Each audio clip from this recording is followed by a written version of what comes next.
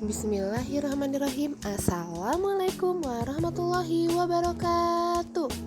Wilujeng enjing kasadayana anak soleh sareng soleha kumaha kabarna damang sadayana. Mugi-mugi anak soleh soleha sehatnya. Ketemu enjing iya pembelajaran online sareng Bu Fitri pelajaran bahasa Sunda. Nah, sebelum ke materi, alangkah baiknya kita membaca doa dulu ya. Yuk, kita bersama-sama mengangkat kedua tangan kita. Bismillahirrahmanirrahim.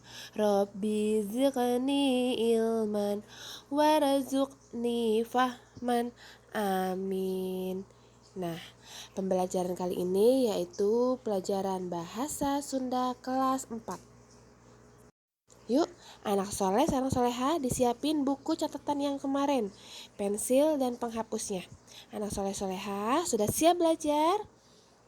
Nah, apabila sudah siap, dibuka catatannya yang minggu kemarin, yaitu tentang pembelajaran negor kababaturan. Negor kababaturan itu bisa mangrupa pananya jeung parengetan. Contohnya seperti apa ya? Yuk kita lihat di buku catatan anak soleh-soleha. Negor kababaturan ada 2 contoh. Nah, bisa negurnya tuh berupa pananya atau menegurnya tuh dengan kita bertanya.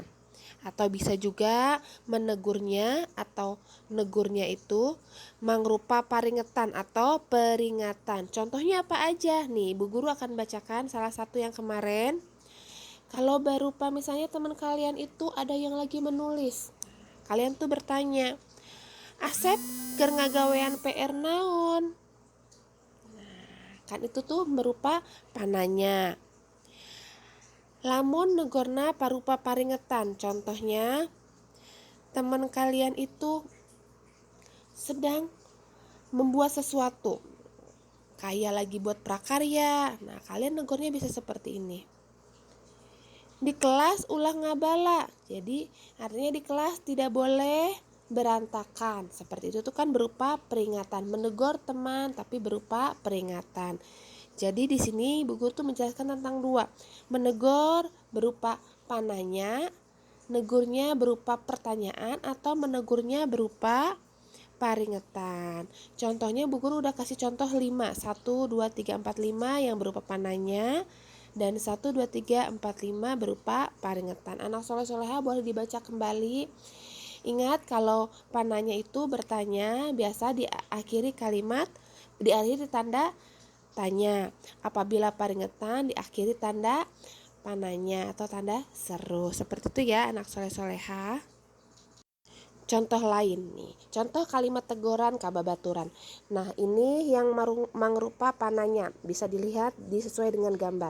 Ini gambarnya ada perempuan nih, anak perempuan yang sedang motong. Nah, anak soleh-solehan negornya bisa seperti ini.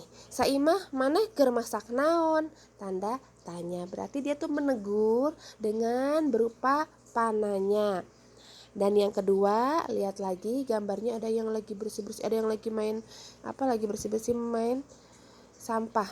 Nah, Rapa ulah ulin di walungan loba runtah. Nah, itu berupa peringatan Rapa tidak boleh main di sungai, banyak sampah. Itu berarti menegur teman tapi berupa peringatan dan diakhiri tanda seru. Seperti itu anak soleh-soleha, menegur dengan pananya dan menegur dengan paringatan.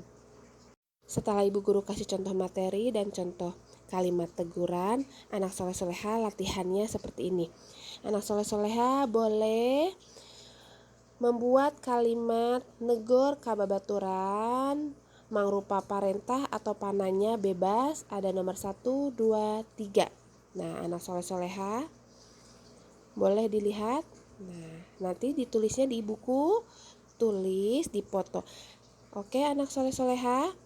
Nah, dan anak soleh-soleha setelah menulis kalimatnya 1, 2, 3 dipoto dan dibacakan kembali hasil jawabannya via voice note ke Bu Fitri. Nanti Bu Fitri tunggu ya. hasil fotonya dan rekaman suaranya. Oke, anak soleh-solehah, tetap semangat. Nah, alhamdulillah selesai sudah materi dari Bu Fitri pada pagi hari ini. Bu Fitri tidak henti-hentinya, tidak bosan-bosannya selalu mengingatkan anak soleh-solehah, jangan lupa sholat 5 waktu ya, jangan lupa berdoa. Semoga pandemi ini segera berlalu dan kita kembali sekolah seperti biasa.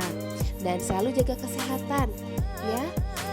Dan jaga kebersihan diri, rajin cuci tangan, menggunakan masker, tidak berkerumun. Oke anak soleh-solehah. Nah, cukup sekian dari Bu Fitri. Bu Guru mohon maaf apabila dalam menjelaskan mungkin ada beberapa yang masih kurang jelas. Nanti anak soleh-solehah boleh bertanya kembali. Sekian dari Bu Fitri. Bu Fitri akhiri. Wassalamualaikum warahmatullahi wabarakatuh. Dadah anak soleh.